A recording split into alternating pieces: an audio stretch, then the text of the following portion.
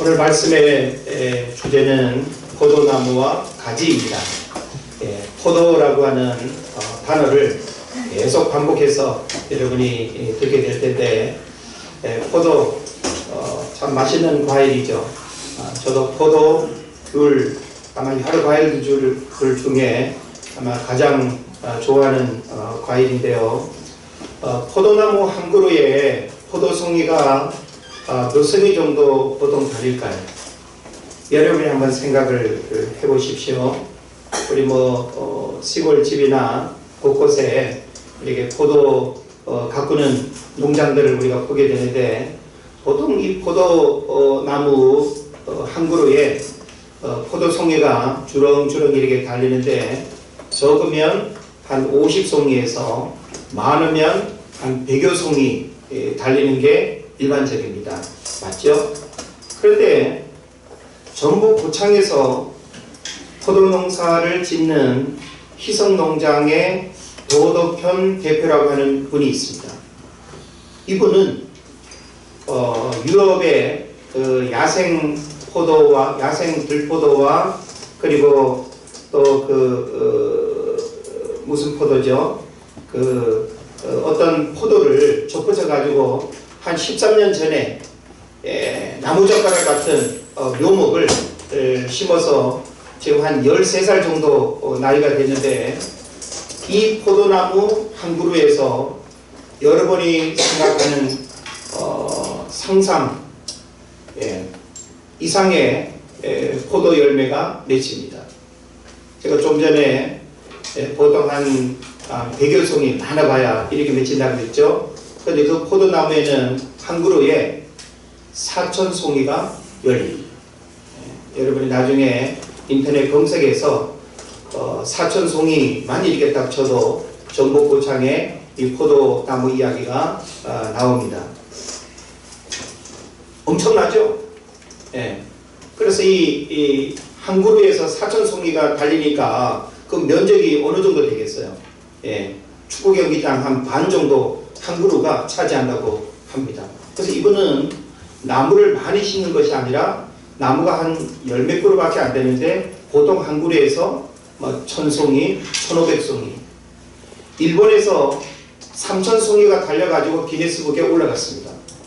그런데 작년에 이분의 그 포도나무에서 4,000송이가 달렸어요. 그러니까 기네스북 갱신이 되는 거죠. 그러면서 2018년 올해 이분의 목표가 얼마인가 하면 5,000송입니다. 그리고 앞으로는 다른 나무랑 열리지 나무, 뿌리는 다른데 서로 이 나무를 이렇게 부딪혀 가지고 한 나무로 만드는 그 열리지 나무를 만들어 가지고 몇만 송이 포도를 이렇게 가꾸는 것이 목표라고 하더라고요. 참 대단합니다. 한 나무에서 4,000송이가 달린다는 거 엄청나지 않겠습니까? 물론 이분이 이런 농사를 이렇게 짓는 나름 비법이 분명히 있겠죠.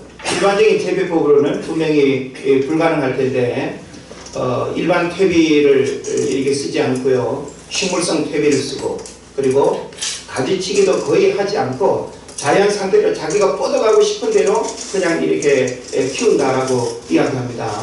그래서 여기에 대한 부분은 여러분이 더 자세하게 또 인터넷 자료를 통해서 한번 검색하시면 아마 놀라움을 금치 못할 그런 포도 4,000송이 이야기를 접하게 될 겁니다.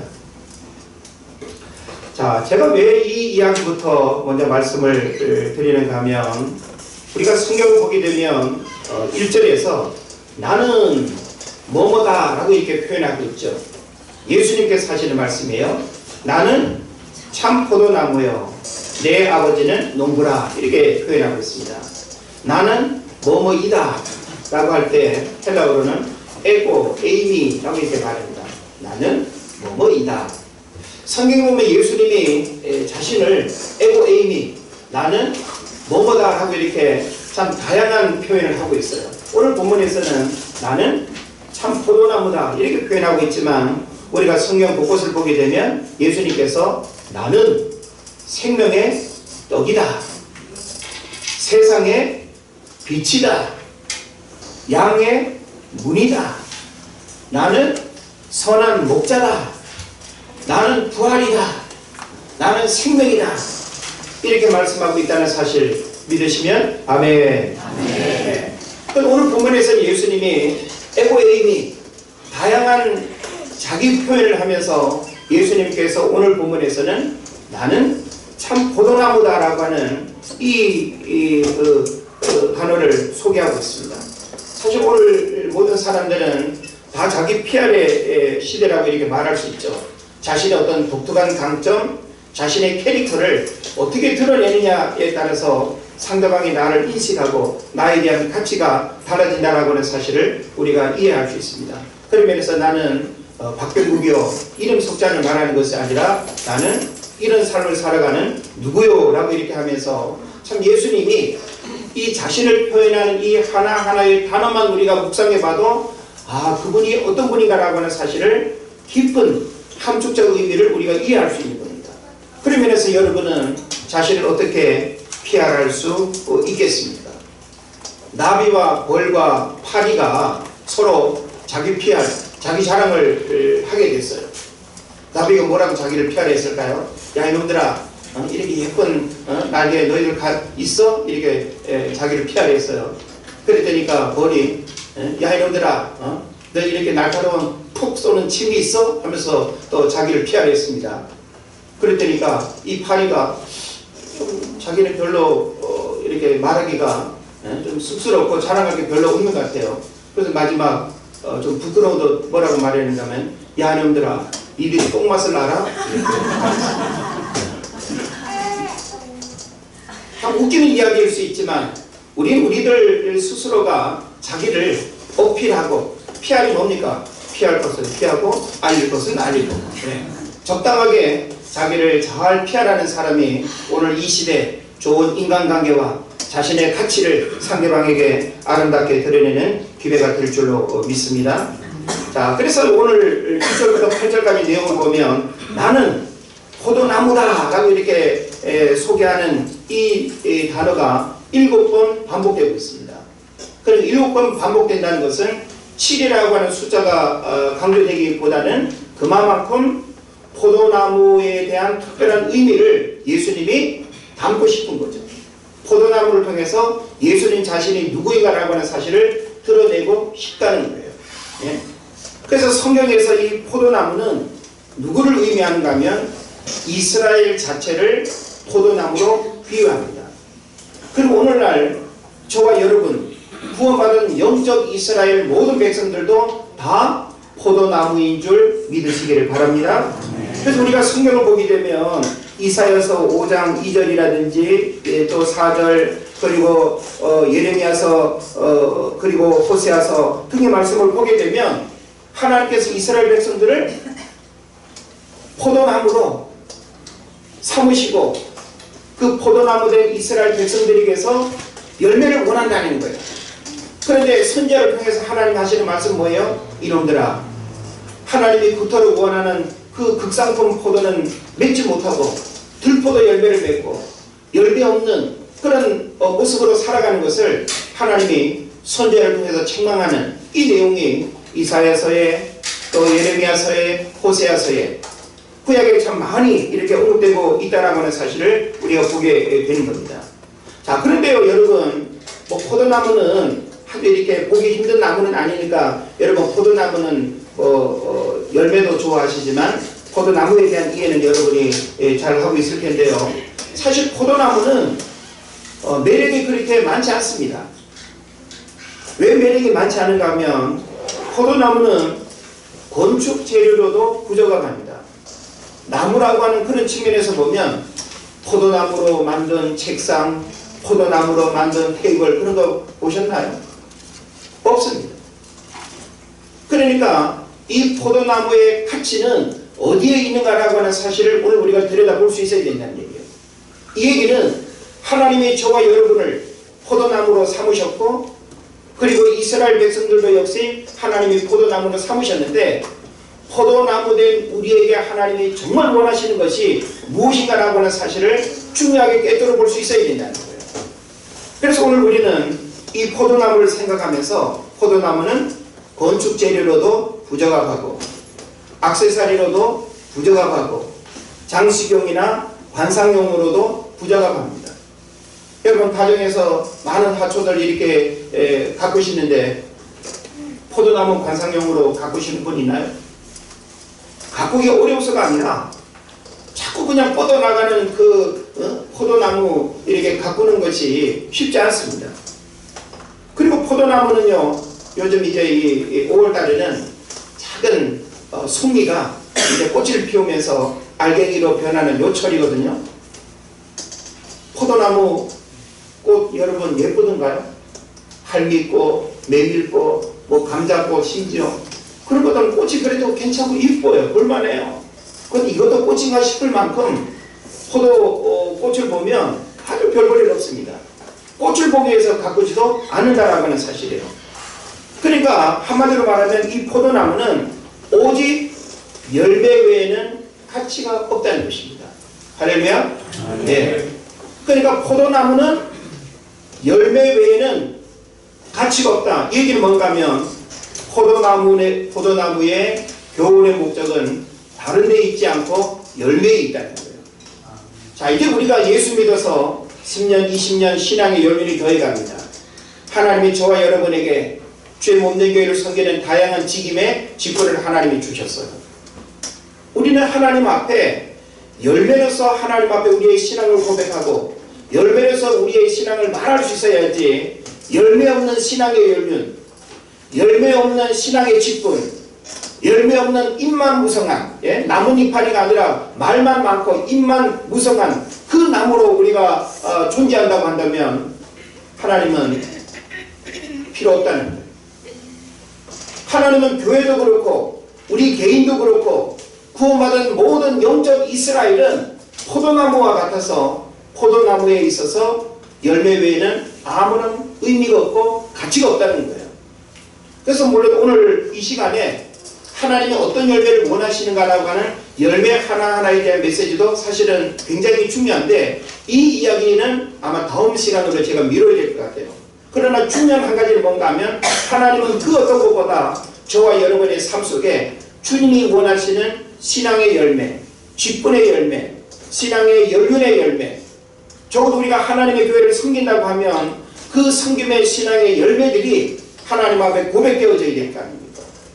그런데 우리의 어떤 외모만 관심이 있고 사람들의 어떤 시선에만 관심이 있는 열매 없는 그 무화과, 열매 없는 그 신앙은 무의미하다라고 하는 사실을 우리가 예수님의 많은 가르침과 이야기를 통해서 우리가 깨달을 수 있는 것입니다. 그러면서 저는 오늘 여러분에게 중요한 질문을 하나 던지고 싶습니다. 그 질문은 뭔가 하면 나의 신앙생활 속에 다른 사람은 보지 마십시오. 다른 사람의 열매가 있고 없음에 대해서는 여러분 논하지 마십시오. 오직 이 한 시간 하나님 앞에서 나는 하나님 앞에 어떤 열매를 맺고 있는가? 나는 하나님 앞에 어떤 열매를 올려드리고 있는가?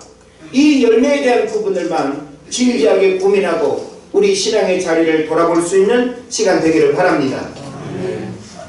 그래서 오늘 저는 여러분에게 열매 없는 혹은 이걸 열매라고 해야 되나 싶을 만큼 열매가 제대로 이렇게 맺지 못하고 있는 우리의 신앙의 모습들을 보면서 어떻게 하면 열매를 많이 맺을 수 있겠는가? 어떻게 하면 주님의 원하시는 열매를 그 하나님 앞에 올려드릴 수 있겠는가라고 하는 이 사실을 오늘 말씀 속에서 그 중요한 원리를 우리가 함께 발견할 수 있기를 바랍니다. 자, 열매를 많이 맺을 수 있는 비결을 성경에서 가르치고 있습니다. 한 가지는 뭔가 하면 우리는 가지로서 포도나무이신 예수님에게 붙어 있어야 된다. 네? 한번 따라 합시다. 붙어 있어야 된다. 붙어 있어야 된다는 건 너무나 당연할 수 있겠죠. 가지가 줄기에 붙어 있지 아니하면 하늘에서 내리는 이슬 받아먹고 비 맞고 그렇게 열매 맺을 수 있습니까? 안 되는 거예요. 예? 뿌리로부터 줄기를 통해서 가지로 흘러가는 그 수분과 양분을 공급받지 않으면 가지는 절대 스스로 열매 맺을 수 없다라고 하는 거예요. 그래서 성경은 우리에게 가지된 우리가 포도나무 되시는 예수님에게 붙어 있어야 열매를 맺는다라고 하는 아주 중요한 사실을 우리에게 가르쳐주고 있습니다. 우리가 구약 성경을 보면 신명기 30장에서 이런 말씀이 나와요. 하나님께 부종하라. 부종하라. 이 부종이라고 하는 말은 뭔가 하면 한자로 달라붙을 붙자, 쫓을 종자. 예?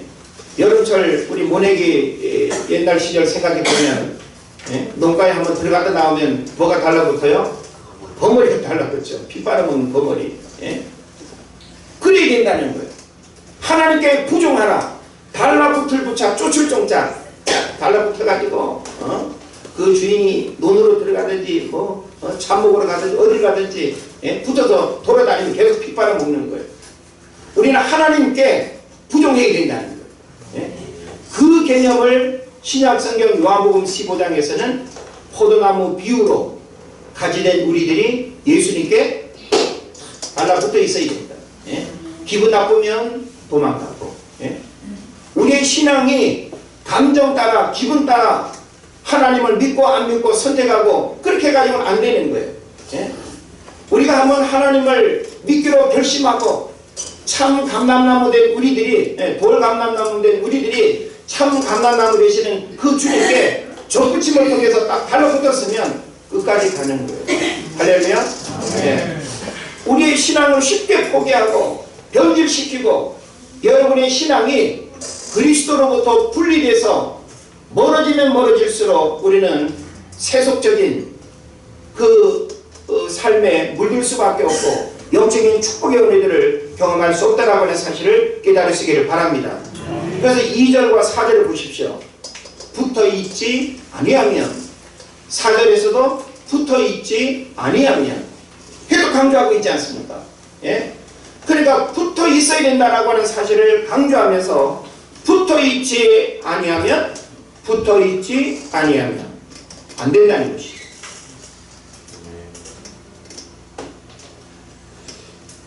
우리가 저와 여러분이 그 사람들에게 나를 소개할 때 뭐라고 표현하죠? 크리스찬 보통 이렇게 말하죠. 혹은 그리스도인 이렇게 우리 자기를 소개합니다. 자, 여러분 진지하게 자신을 소개하는 이 이름을 한번 생각해 보십시오. 여러분이 회사에서나 혹은 세상에서 만나는 다양한 사람들에게 내가 교회를 다니는 하나님을 믿는 사람을 표현할 때 크리스찬, 그리스도인이라고 이렇게 말할 때 여러분이 그리스도인이라고 하는 그 증거가 무엇입니까? 내가 크리스찬이라고 하는 이 사실을 여러분 무엇으로 확증하고 어필할 수 있습니까? 우리는 어떤 액세서리로서 십자가 목걸이 달고 뭔가 사람들이 눈에 띄는 상징적인 어떤 교회의 이미지를 내가 가지고 있으면 크리스찬인가 보다 그렇게 생각하는 경향들이 있습니다. 그런데요, 교회에 다닌다고 해서 그리스도인이 아닙니다. 제가 오늘 여러분에게 말씀드리고자 하는 핵심은 뭔가 하면 적어도 그리스도인이라고 하는 이 원어적 의미는 그리스도에게 붙어있는 사람이라고 하는 뜻이에요. 그런데 교회를 다니는데 그리스도에게 붙어있지 않은 사람이 많습니다. 오히려 마귀의 종로로 타고 세상적인 가치관을 가지고 하늘의 것보다는 땅의 것을 좋아하는 그런 사람들이 더 많아요. 그런 사람은 아무리 은혜제일교회 아무개 집사라 하더라도 그 사람은 하나님 앞에서 그리스도인이라고 말할 수가 없다라고 하는 사실입니다. 때로는 세례를 받았기 때문에 자신을 크리스찬이라고 말하는 사람이 있습니다. 세례는 내가 예수를 믿는다는 외적인 증거로서의 신앙 고백의 한 모습이지 그것이 내가 그리스도인이라고 하는 사실을 확정하는 게 아니에요. 세례 받아도 엉터리들이 얼마나 많습니까? 과거에 유아 세례도 받고 무슨 어떤 특별한 신앙 고백 속에서 세례를 받았어도 세례 받은 것과 무관하게 불신자와 다를 것 없이 살아가는 그런 또 의식을 가지고 살아가는 사람들, 그들은 그리스도인이 아닌 것입니다.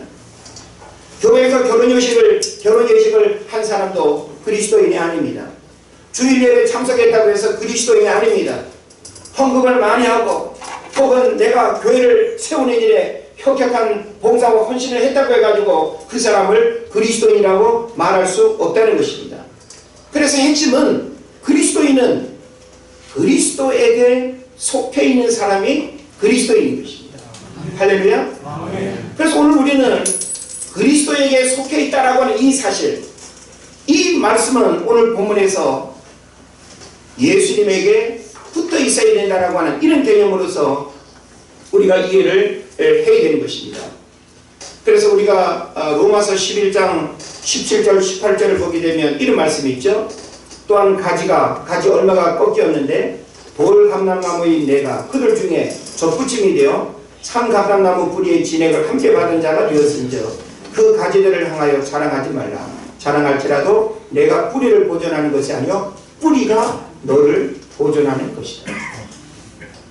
주님과 나와의 그 관계를 뿌리와 가지로 표현하고 있는데, 가지인 우리들은 뿌리가 우리를 보존해서 살아있는 것이지 가지가 뿌리를 보존하는 게 아니라고 하는 이런 그 관계를 요한복음 로마서 11장에서 이야기를 하고 있습니다.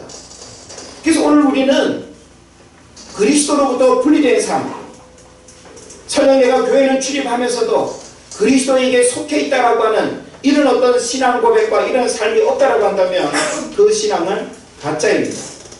오늘날 교회가 왜 욕을 많이 먹을까요? 왜 교회 다니는 사람들이 더 손가락질 받고 조롱거리가 될까요? 그 이유는 그리스도에게 속한 사람의 그 삶의 이미지를 잃어버리기 때문에 그런 거예요. 예? 살아가는 모습을 보면 불신자와 다를 바 없고 마귀의 속성을 가지고 살아가는 그 사람을 어떻게 우리가 그리스도인이라고 말할 수 있겠냐는 거예요. 그래서 우리가 포도나무 대신 그 주님께 붙어서 우리가 열매를 맺기 위해서는 결코 분리되어져서는 안 된다라고 하는 이 분명한 한 가지 사실을 여러분 꼭 깨달으시기를 바랍니다. 그 다음에 두 번째로 성경은 어떻게 하면 우리가 열매 맺는 삶을 살아갈 수 있겠는가 라고 하는 부분에서 아주 중요한 원리를 가르치는데요. 하나는 농부에 의해서 깨끗하게 되어야 된다는 것입니다. 한번 따라합시다. 깨끗하게 되어야. 세 가지 종류의 가지가 있습니다. 우리는 어디에 속해 있는가를 한번 생각해 봐야 되는데, 전혀 열매를 맺지 못하는 가지, 전혀 열매를 맺지 못하는 가지는 이유가 뭘까요? 붙어 있지 않기 때문에 전혀 열매를 맺을 수가 없는 겁니다. 그리고 또 하나는 열매를 조금 맺는 가지, 열매가 있긴 있어. 근데 참 상품 가치는 없고 먹긴 먹지만 별로 좀 이렇게 맛도 떨어지고 열매가 전혀 없지는 않는, 그래서 신앙생활을 오랫동안 했고 직분도 있어서 뭔가 열매가 있는 듯 하지만 참 그 열매를 보면서 감탄하고, 아, 열매가 너무 귀하다, 어쩜 당신에게 이런 열매가 있냐고 사람들이 부러워할 만한 그런 열매가 없는, 이건 뭔가 우리의 열매에 새로운 변화들이 일어나야 된다는 사실을 말해주는 것입니다. 그리고 또 하나는 더 풍성히 맺는 가지가 있습니다. 더 풍성히 맺는 가지는 더 많은 열매를 맺기 위해서 주인이 어떻게 한다고요? 깨끗하게 하고 그리고 끊임없이 돌봄의 그 일들을 한다는 거예요. 포도나무 되시는 그 주님이 날마다 저와 여러분을 돌보시고 손질하시고 가꾸시고 우리를 더 많은 열매를 맺기 위해서 날마다 우리를 바라보시고 은혜 베푸시는 이런 은혜들이 있기를 바랍니다. 그리고 우리가 성경을 보게 되면 예레미야서 2장 21절, 이사야서 5장 2절로 4절, 호세아서 10장 1절, 시편 80편 8절 많죠. 이와 같은 말씀들을 보게 되면 하나님은 이스라엘 백성, 구원받은 하나님의 백성들에게서 정말 주님이 원하시는 극상품의 열매를 하나님이 그토록 원하신다는 거예요. 그런데 하나님의 열매를 바라보면 이거는 들포도 열매를 맺고 있다는 거예요. 별 볼 일 없는 열매. 이걸 열매라고 하기에는 너무나 부끄러운 그런 어떤 모습들이 우리에게 가득 차 있다고 한다면 하나님께서 그 나무를 어떻게 하실까요? 성경에서 뭐라고 말하고 있습니까? 제거해 버리신다 그랬죠. 여러분, 오늘 본문에서 제일 중요한 부분이 이 표현이 될 텐데요. 제거해 버린다라고 하는 의미는 뭐예요? 쉽게 말하면 잘라버린다. 그죠? 열매 맺지 못하니까 과감하게 더 이상 너는 필요 없어. 불쏘시개라도 별 볼 일 없고 어떤 용도로도 별 볼 일 없는 열매 맺지 못하는 그 가지는 제거해 버린다. 대단히 아주 준엄한 하나님의 어떤 이미지를 우리가 생각해 볼 수 있습니다. 그런데 만약에 하나님이요 이렇게 무서운 하나님으로 저와 여러분 신앙생활 오래 하고 이런저런 직분도 받아서 교회를 섬기노라고 하는데 열매 없는 모습으로 살아가는 우리들을 하나님이 제거해 버린다고 한다면 몇 번 잘렸을까요? 예? 매 주일마다 잘리지 않을까요? 야 이놈아 지난 일주일 동안 뭔 열매를 맺었냐? 아유 글쎄요 뭐 별로 잘라버리고. 예? 지난 1년 동안 무슨 열매를 맺었냐? 글쎄요 잘라버리고. 교회 안에 텅텅 비고. 예? 열매 없다고 해가지고 열매가 부실하고 별 볼 일 없다고 해가지고 그 하나님이 자를 수 있는 어떤 고난을 가지고 우리를 잘라버린다고 한다면 살아남을 사람이 아무도 없을 거라는 거예요.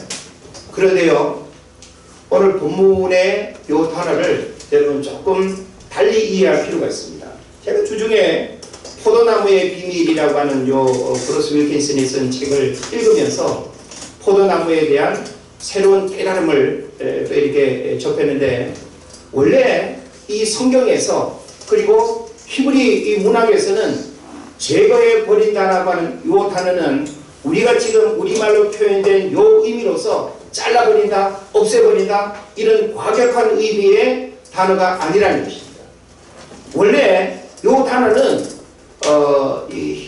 헬라어로 아이로라고 합니다. 제거해라고 하는 요 단어는 아이로라고 하는 이 단어인데 요 단어는 어떤 의미가 있는가 하면 들어올린다 이런 뜻이 있어요. 놀랍지 않습니까? 아직 안 놀라우신가요?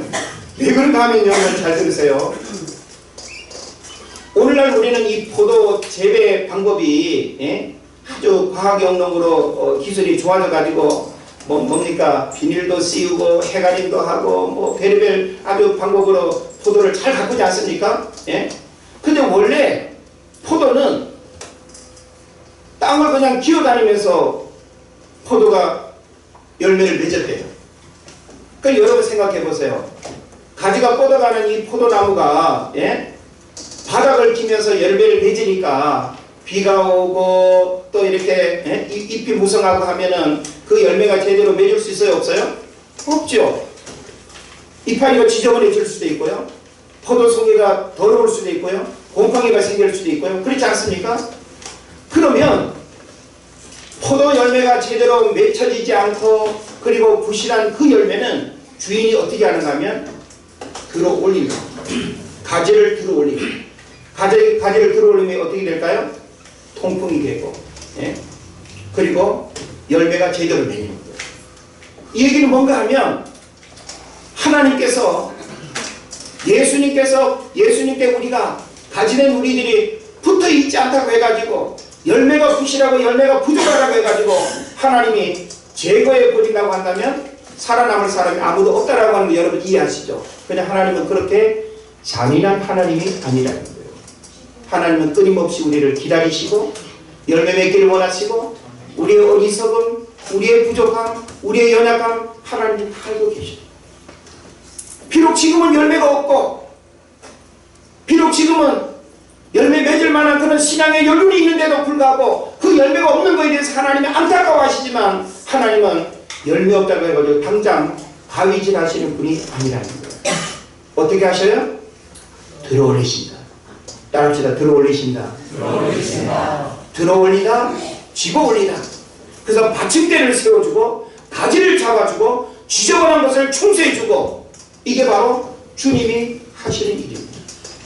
그렇기 때문에 우리가 이전에는 참 엉터리였고 열매도 제대로 맺지 않아가지고 나도 힘들었고 주님 앞에도 부끄럽고 야 이거 참 직분에도 부끄럽고 내가 이거 신앙생활을 하는 건가 자괴감도 들고 그랬는데 하나님의 그 한없는 사랑 나를 기다려주시는 그 하나님의 한없는 은혜 그 하나님의 나를 들어 올리시고 나를 붙들어 매주시고 열매 맺을 수 있도록 나를 이끌어주시는 그 은혜 가득에 여러분 이후의 삶에 주님이 원하시는 놀라운 열매가 맺게 될 줄을 믿습니다.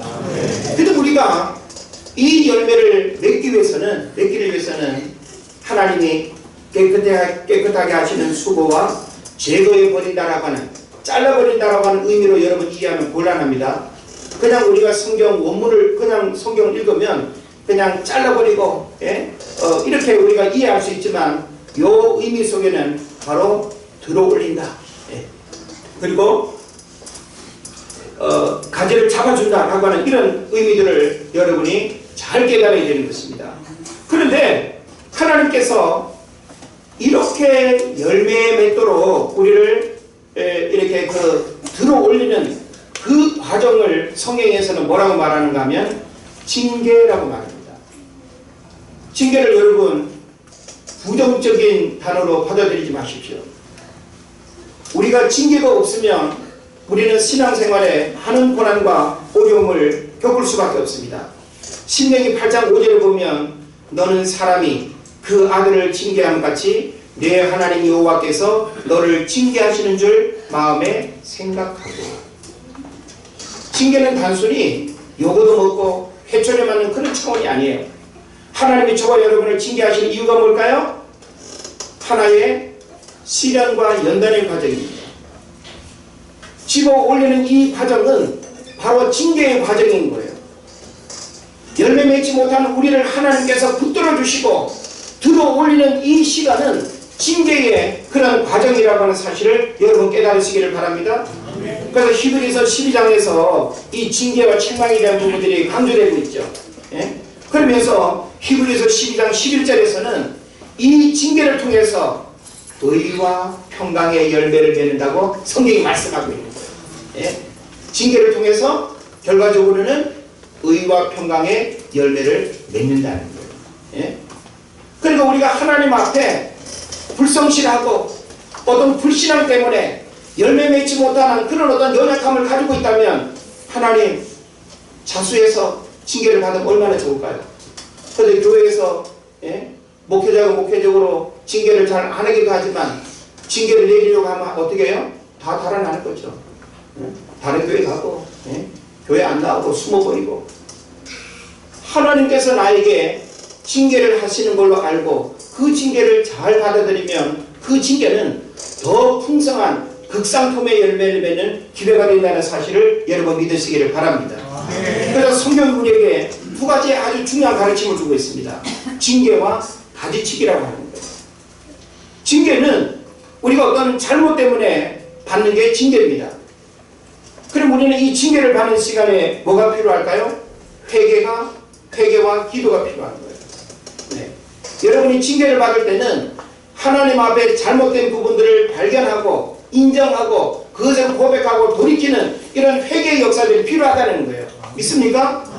그런데 하나님이 우리의 삶을 가지치게 하는 경우들이 있어요. 죽어 있어요. 더러운 것들이 붙어 있어요. 예? 인기가 끼어 있고요. 예? 오물이 붙어 있어요. 이런 거는 주인이 총사할까요? 안 할까요? 당연히 합니다. 당연히 제거합니다. 예? 전북 고창군의 사천송이 그 농구 이야기도 제가 인터넷 검색을 통해 가지고 자료를 많이 읽었는데 자연 상태로 마음대로 뻗어가도록 내버려 두는 게 기본 농법인데 가지치기를 전혀 안 하는 건 아니에요. 불필요한 것들은 제거하면서 마음껏 자기가 뻗어갈 수 있도록. 그래서 이 한 나무 뿌리에서 이 사천송이를 감당할 수 있는 그 모든 영양분을 공급할 수 있도록 감당할 수 있도록 퇴비와 그런 것들을 잘 가꾸는 거죠. 예? 그래서 그 포도송이는 보통 일반 포도가 당도가 한 14에서 16브릭스 밖에 안 된대요.